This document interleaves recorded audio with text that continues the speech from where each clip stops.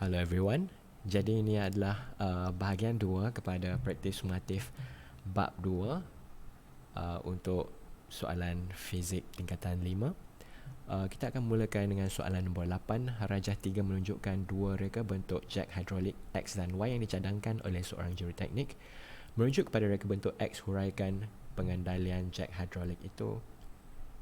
Jadi dalam satu sistem hidrolik ataupun jak hidrolik ini, dia menggunakan satu sistem tuas yang awak dah pernah jumpa di sains tingkatan 2. So, ini adalah satu fulcrum di mana bila kita kenakan daya pada tuas, dan ada daya akan dikenakan terhadap omboh kecil ni, menyebabkan cecair dekat dalam sistem hidrolik ni mempunyai tekanan yang tinggi. Dan bila tuas ditolak, injap B akan tutup, manakala injap A akan dibuka supaya cecair ataupun minyak hidrolik akan dipindahkan daripada omboh kecil ke omboh besar untuk menghasilkan daya pada omboh besar untuk menaikkan omboh besar. Okey. Dan apabila tuas ditarik,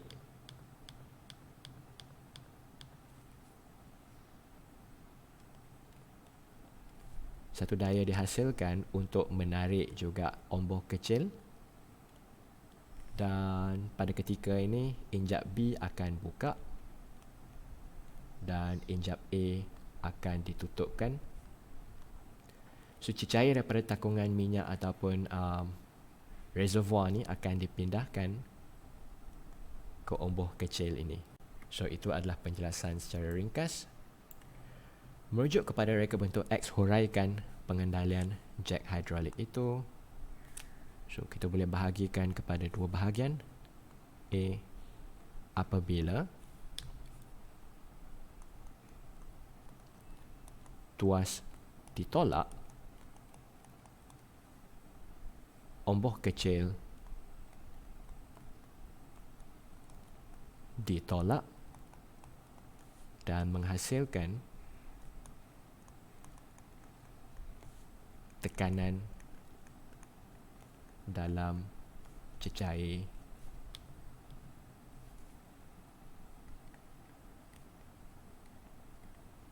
hidrolik.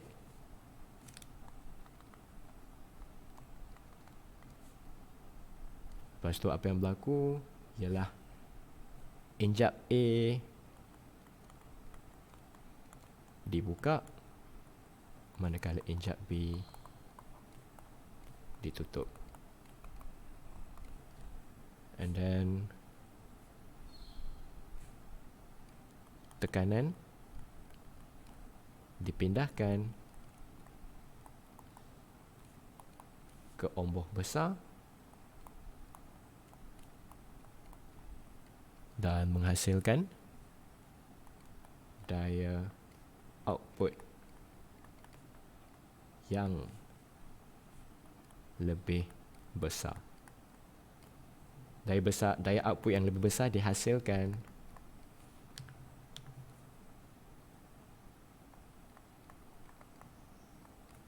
di omboh besar. Ini sekiranya apabila tuas ditolak. Dan apabila tuas ditarik,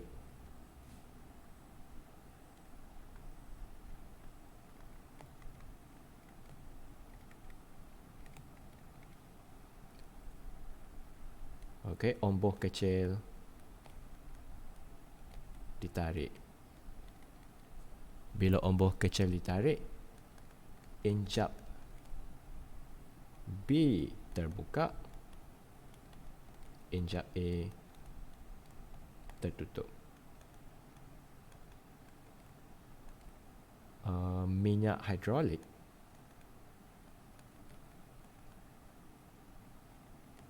bergerak dari takung minyak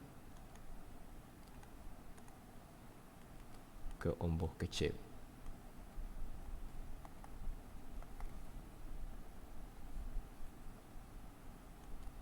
Okay, so kenapa kita nak ambil minyak daripada takung minyak untuk mengisi ombor kecil? Sebab dengan cara ni baru kita boleh naikkan ombor besar dengan lebih banyak. Sebab kita mesti terus memaksa cecair daripada ombor kecil pergi ke ombor besar supaya ombor besar tu dapat dinaikkan dengan banyak. Okay, so proses ini diulangi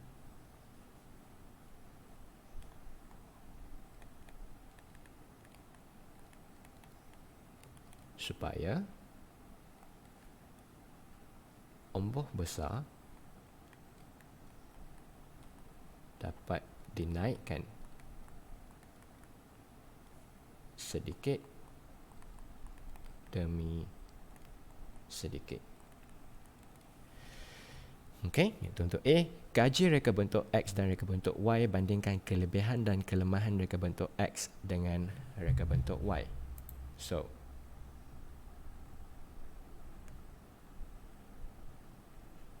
sekarang kita ada jack hidrolik untuk X dan Y, dan kita tengok perbandingan perbezaan dia ada pada panjang tuas,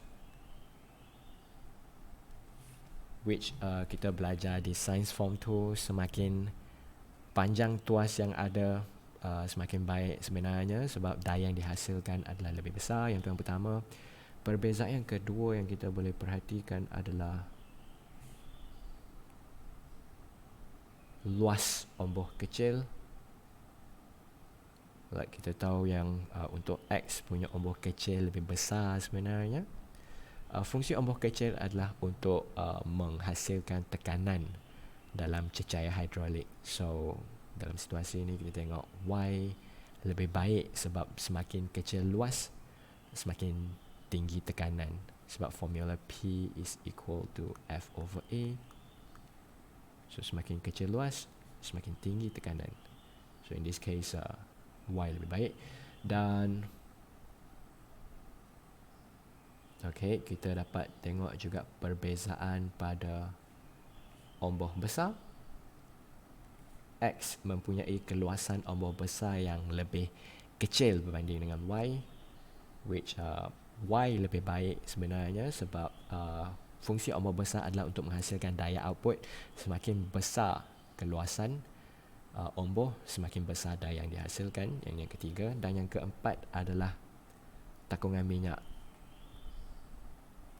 So X mempunyai takungan minyak yang lebih baik, lebih banyak, which means ombor besar X dapat dinaikkan dengan lebih tinggi berbanding dengan Y, which is the function of hydraulic jack.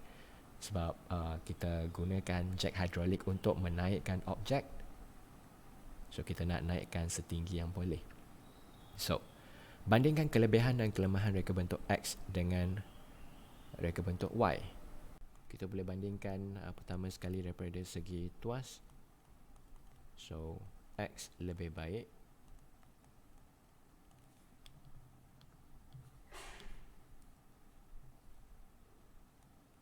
berbanding Y. Kenapa? Sebab X mempunyai tuas yang lebih panjang untuk menghasilkan daya pada ombor kecil yang lebih besar. Itu yang pertama. Untuk yang kedua, kita boleh bandingkan dari segi luas ombor kecil. In this case, Y lebih baik berbanding X.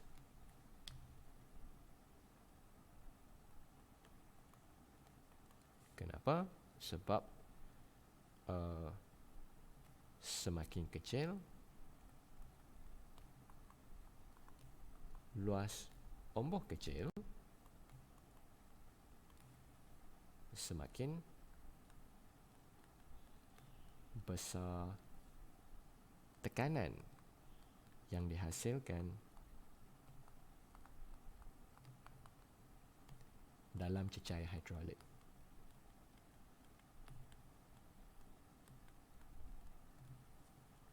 dan luas omboh besar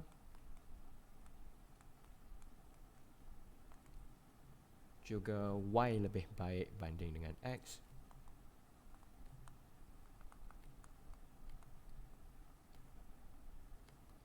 Sebab kita tahu semakin besar luas omboh besar, semakin besar daya yang dihasilkan oleh omboh besar. Semakin besar luas omboh besar, semakin tinggi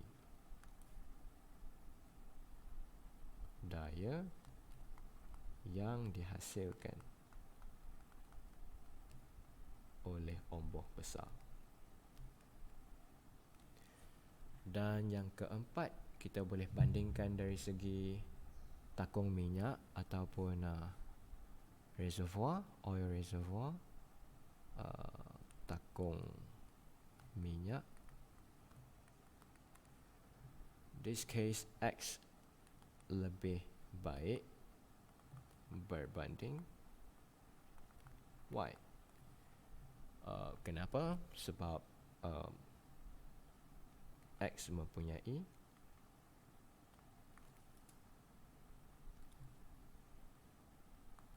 takung minyak yang lebih besar,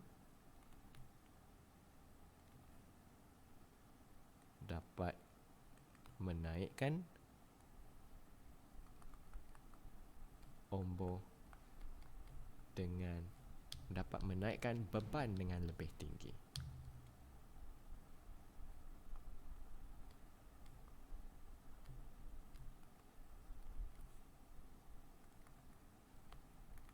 Okey, itu adalah perbandingan antara jet hidrolik X dan Y. Berdasarkan jawapan anda di 8B, cadangkan satu reka bentuk jet hidrolik yang boleh menghasilkan daya output yang lebih besar dan mengangkat suatu beban melalui ketinggian yang lebih besar. C itu adalah kesinambungan kepada soalan B. So,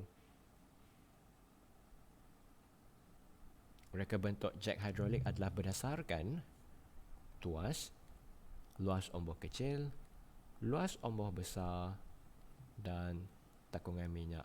So, kita nak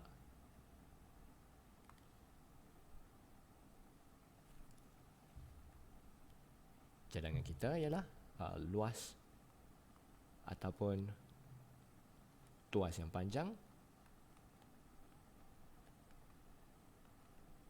supaya menghasilkan daya input yang besar.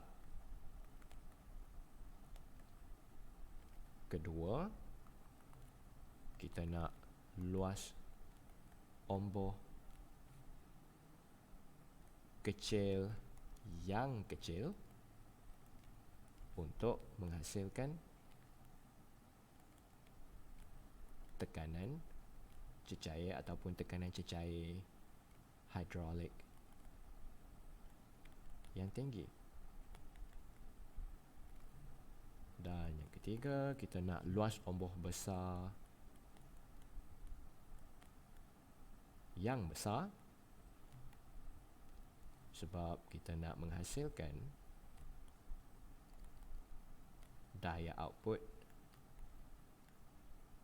yang besar. Dan yang keempat, kita nak takung minyak yang besar supaya kita dapat naikkan beban dengan lebih tinggi. Okey, itu untuk soalan nombor 8.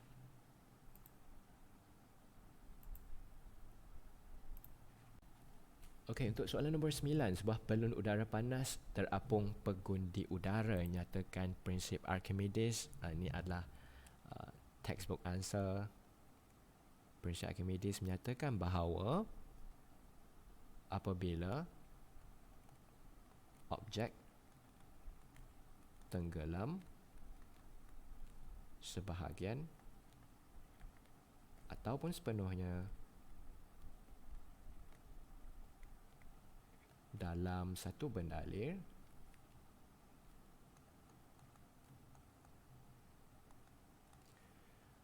daya apung yang dihasilkan yang dikenakan terhadap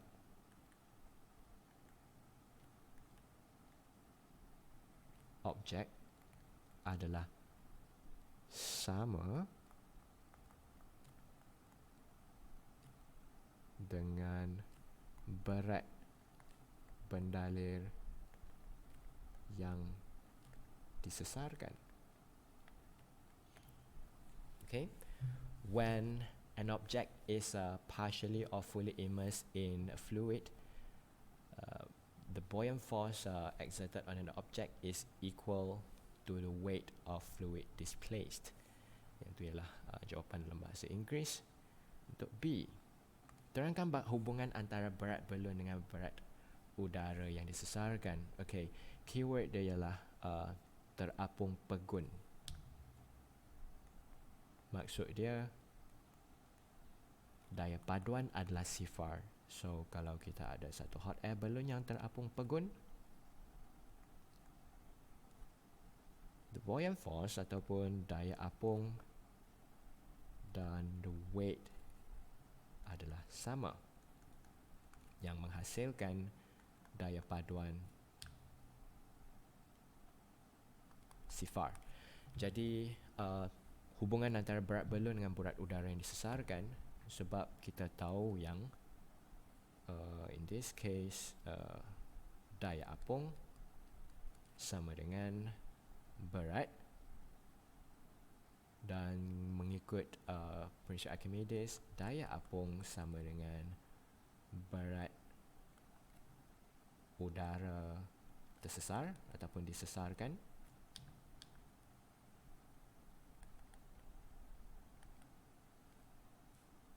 Jadi ni adalah sama, ni adalah sama. Jadi kita boleh tahu yang berat balon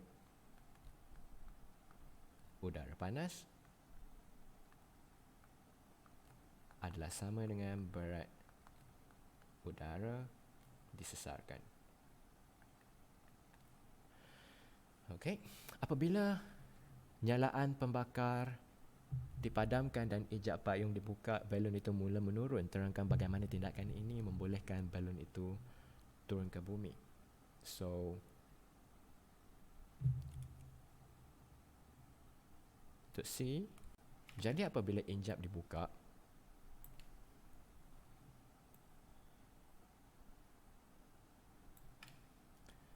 boleh bayangkan udara-udara panas dapat dikeluarkan daripada hot air balloon ni, dan ketumpatan udara yang ada dalam hot air balloon menjadi lebih tinggi sebenarnya, sebab lebih sejuk, lebih tinggi. So bila ketumpatan lebih tinggi, boleh bayangkan keseluruhan berat hot air balloon dah menjadi lebih besar berbanding dengan daya apung dia. Okay, so bila injap dibuka, udara panas keluar melalui injap dan menyebabkan suhu udara menjadi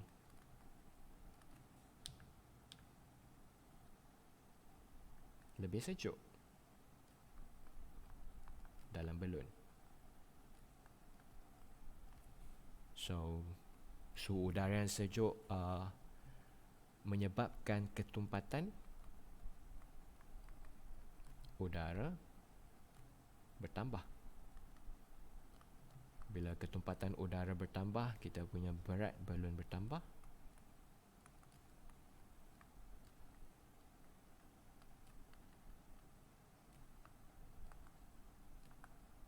Which means kita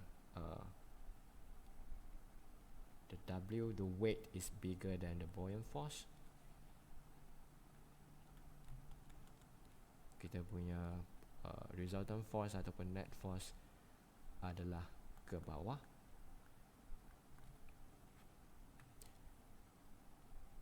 Daya paduan ke bawah, menyebabkan balon udara panas bergerak ke bawah.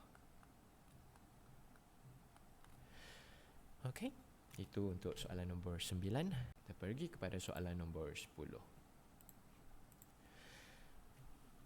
Raja 4 dan Raja 5 menunjukkan blok logam yang serupa berjisim 0.050 kg digantungkan pada raja spring dan direndamkan ke dalam air dan minyak masak masing-masing. So difference ialah dari segi rho ataupun ketumpatan, air mempunyai rho yang lebih tinggi, minyak mempunyai rho yang lebih rendah.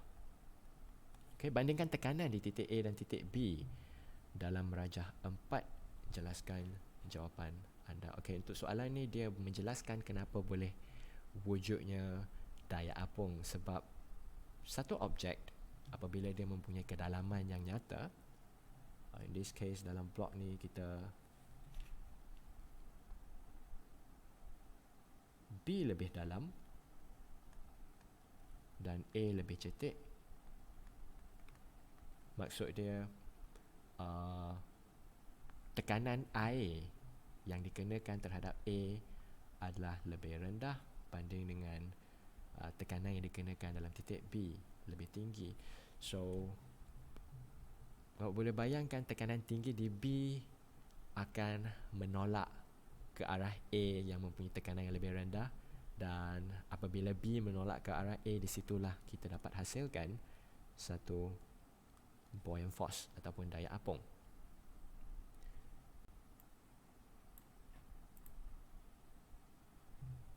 Okey, so jawapan dia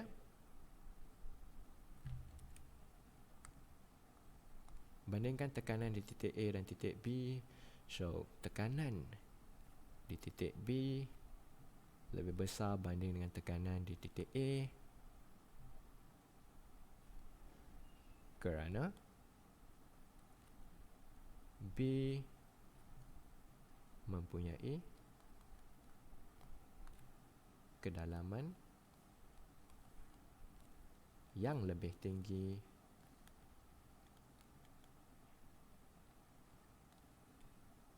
berbanding A. Okey, terangkan bagaimana perbezaan tekanan di 10A mengenakan satu daya apungan pada blok logam itu. Kita boleh tahu yang tekanan titik B lebih tinggi banding dengan tekanan di titik A. Dan apa yang berlaku seterusnya ialah daya menolak dari bawah permukaan blok logam ke atas permukaan blok logam. Jadi untuk 10C, hitungkan ketumpatan minyak masak jika ketumpatan air ialah 1000 kg per meter padu, di mana pecutan graviti G is equal to 9.81 meter per second square. 0.20 dan 0.25 ialah apa yang kita panggil sebagai berat ketara ataupun apparent weight. Dan untuk selesaikan soalan ni kita perlu menggunakan formula daya apung sama dengan berat nyata ataupun real weight tolak dengan berat ketara. So sekarang kita nak cari dulu berat nyata untuk logam tu, sebab dia mempunyai dia adalah logam yang sama, so dia mempunyai berat nyata yang sama. Jadi berat nyata is equal to mg sama dengan 0.05 darab 981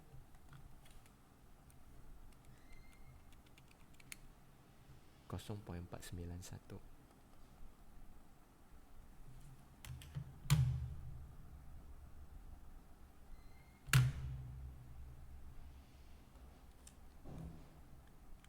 Jadi tugas kita adalah untuk carikan berapakah isi padu blok logam tu. So kita rujuk kepada situasi air dulu. Kita tahu yang daya apung is equal to 0.49 tolak dengan 0.2, kita dapat 0.29 Newton. Dan daya apung punya formula juga adalah sama dengan rho G V. Sekarang kita nak cari 0.29 sama dengan 1981 darab dengan V. So isi padu blok logam sama dengan 0.29 bahagi dengan 1981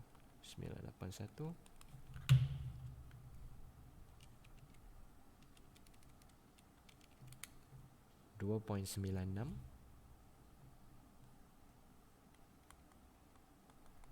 kali 10 kuasa negatif 5 meter padu.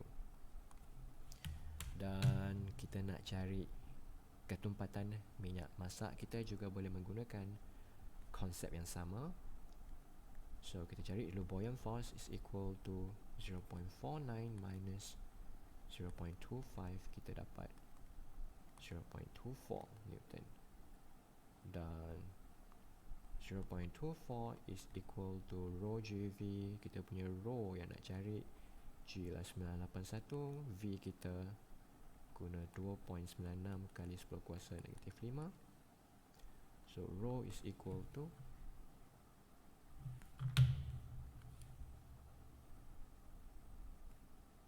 0.24 over 9.81 times 2.96 times 10 to the power of negative 5. Kita dapat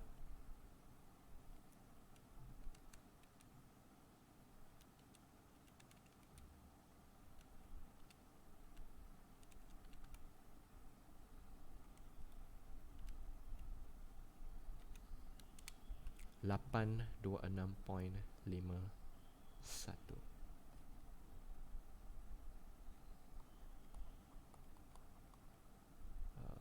kilogram per meter padu.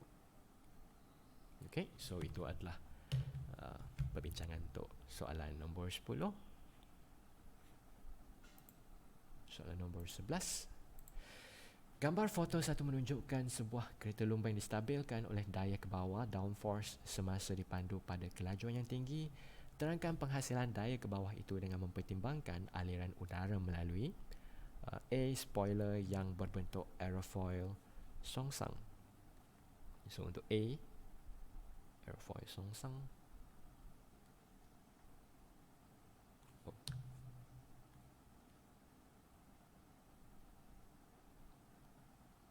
So apa yang berlaku ialah bila kereta bergerak dengan laju,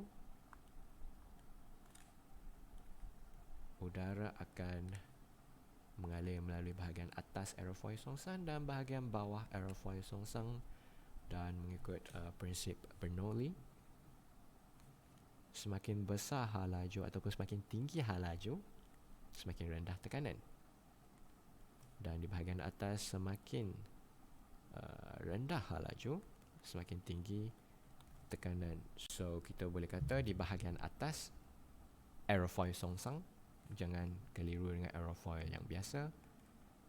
Di bahagian atas hal laju udara adalah rendah, menghasilkan tekanan udara yang tinggi. Manakala di bahagian bawah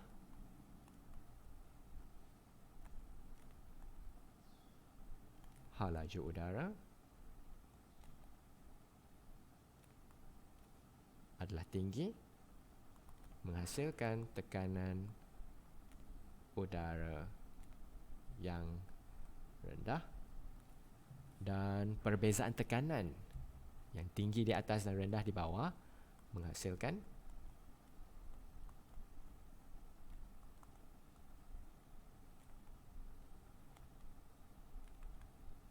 satu daya paduan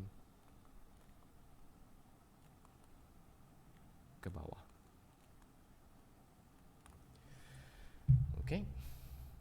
Untuk B, terangkan penghasilan daya ke bawah dengan mempertimbangkan aliran udara melalui bahagian atas dan bahagian bawah kereta itu.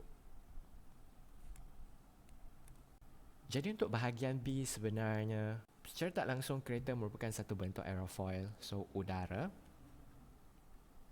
mengalir di bahagian atas dengan lebih laju dan mengalir di bahagian bawah dengan lebih perlahan. That's why kita ada faster moving air, greater reduction in pressure di bahagian atas, dan slower moving air, slight reduction in pressure di bahagian bawah. So apa yang berlaku ialah sebab kereta ni dia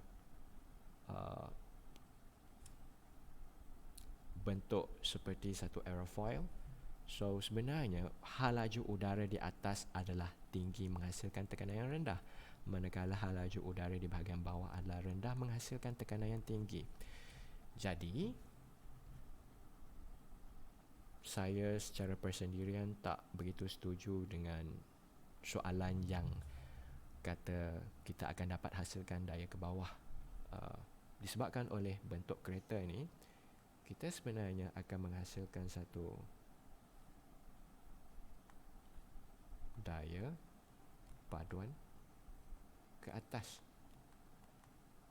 Sebenarnya yang akan mengangkat kereta yang tak cukup sebenarnya untuk menerbangkan kereta, tapi sebenarnya daya paduan ke atas ataupun positive lift ni yang akan mengurangkan cengkaman tayar terhadap permukaan jalan, yang akan menyebabkan kereta senang terbabas apabila bergerak dengan laju yang sangat tinggi.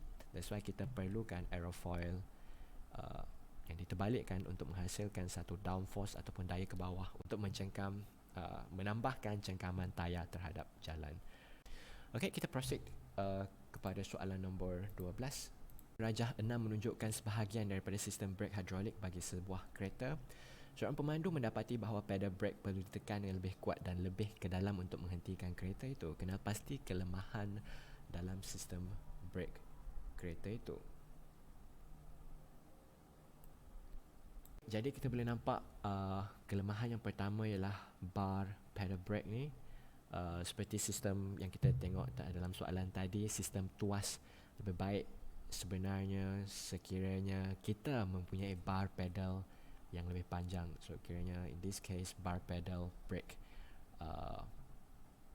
tak begitu panjang. Yang tu yang pertama. Yang kedua, bar pedal kita hampir tegak. Maksud dia sekiranya kita menekan, kita hanya boleh bergerak sebanyak sudut ni sahaja. So daya yang kita kenakan juga tak begitu tinggi.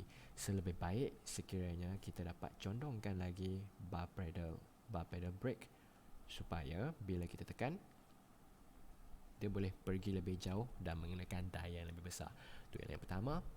Yang kedua ialah kewujudan gelembung udara. Kita tahu gelembung udara tak baik sebenarnya dalam sistem hidrolik sebab dia akan mengurangkan efisiensi sistem hidrolik.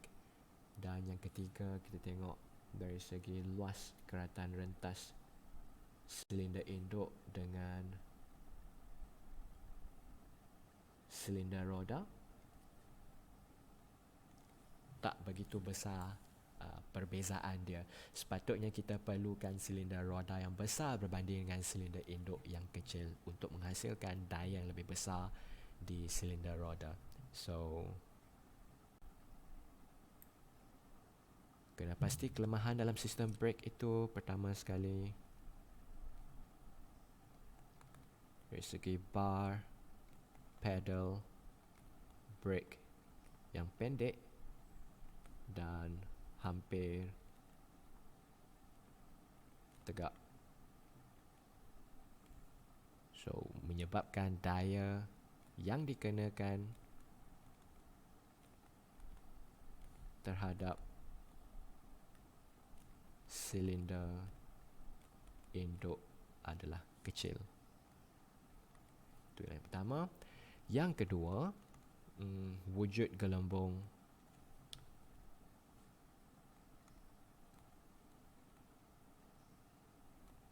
udara dalam bendalir brake. Kenapa kita tak nak wujud gelembung udara dalam bendalir brake? Sebab gelembung udara boleh dimampatkan.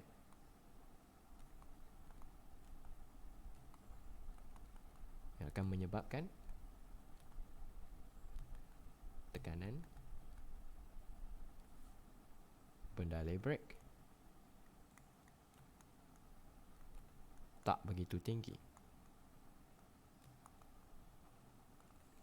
Itu yang kedua. Dan yang ketiga,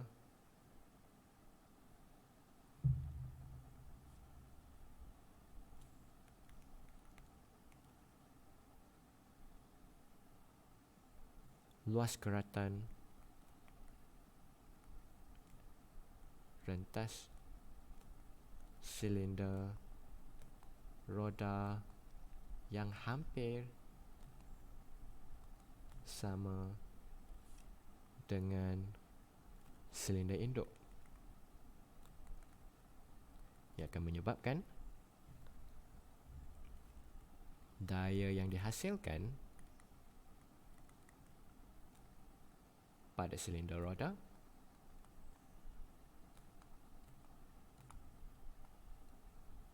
tidak begitu besar ataupun kecil.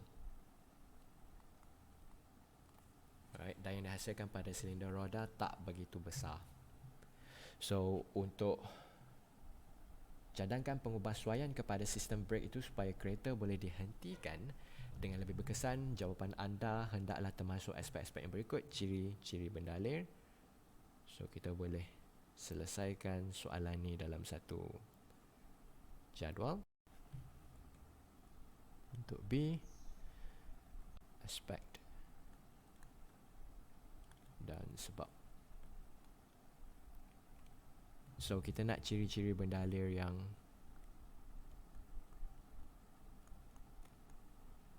mempunyai takat didih yang tinggi,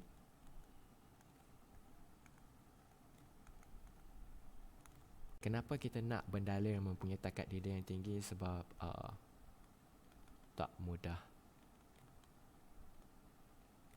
tersejat. So, kita tak perlu top up bendalir brake dengan kerap. Dan luas keratan rentas silinder induk yang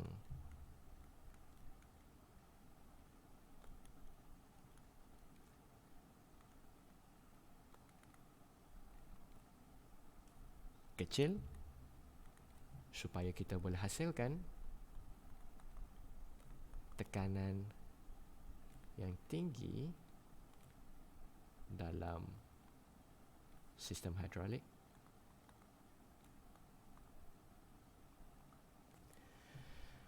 Luas keratan rentas silinder roda yang besar, sebab fungsi silinder roda adalah untuk menghasilkan daya yang lebih besar. Kalau nak hasilkan daya yang lebih besar, kita perlukan luas keratan rentas yang lebih besar.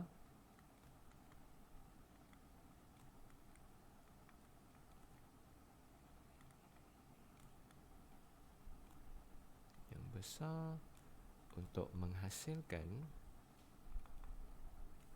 daya output yang besar.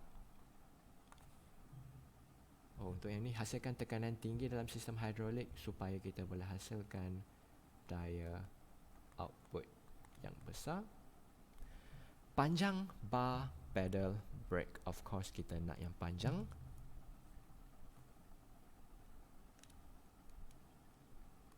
Panjang bar pedal brake yang panjang,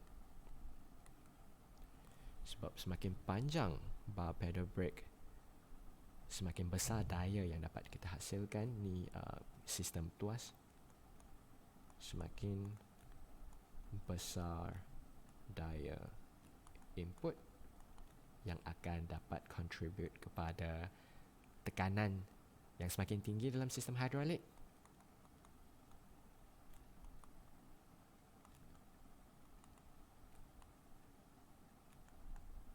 Yang juga akan menghasilkan daya output yang besar. Reka bentuk line yang sesuai. Sebenarnya di dalam kereta ni, kereta yang sebenar, kita akan sambungkan sistem silinder induk ni kepada satu sistem mekanikal yang akan menggandakan daya yang kita kenakan supaya daya yang dihasilkan adalah lebih besar berbanding dengan daya yang dikenakan oleh kaki manusia waktu tekan pedal brake. Kita ada sistem mechanical,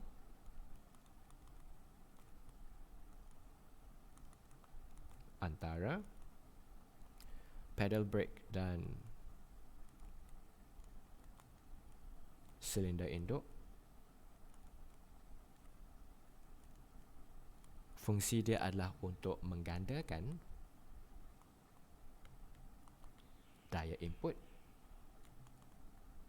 dan yang lain sama untuk menghasilkan tekanan yang tinggi dalam sistem hidrolik, dan seterusnya menghasilkan daya output yang besar. Okey, itu sahaja untuk praktis sumatif bab 2 untuk fizik tingkatan 5. Thank you everyone.